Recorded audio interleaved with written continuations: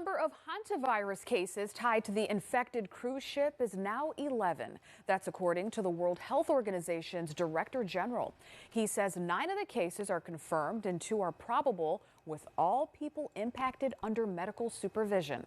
The WHO says the number of deaths remains at 3, with no additional fatalities since May 2nd.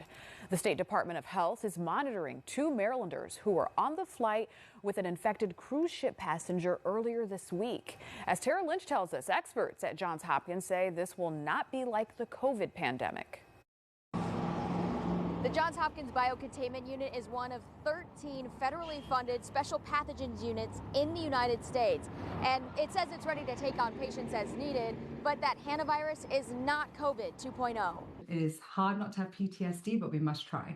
The State Department of Health says it's monitoring 2 Marylanders who were exposed to hantavirus on a plane. MDH says the public risk is very low. Hantavirus is typically carried by rodents. The most recent case in Maryland was back in 2019. Person-to-person transmission is rare, but can happen in close, long-term contact with someone who's infected.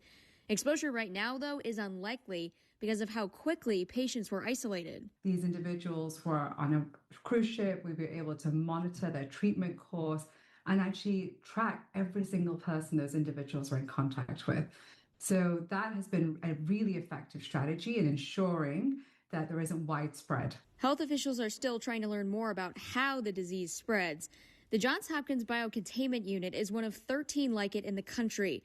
The 4-bed unit stands ready to treat patients with hantavirus if cases are confirmed in our region, but also do more tests and research on how the virus spreads. For those individuals that were in contact, that they are properly isolating themselves, that we're monitoring them, and if they do need patient care, and they do require testing, that we are pre-positioned and to support them. Here we go again. Meanwhile, some Marylanders are worried the disease is spreading quickly.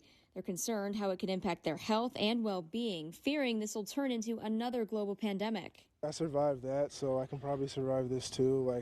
I feel like I have no more emotions left to feel, to be honest. Well, what do you prepare for? Because they're not telling you anything. It was on the ship. They didn't let people off the ship into the United States.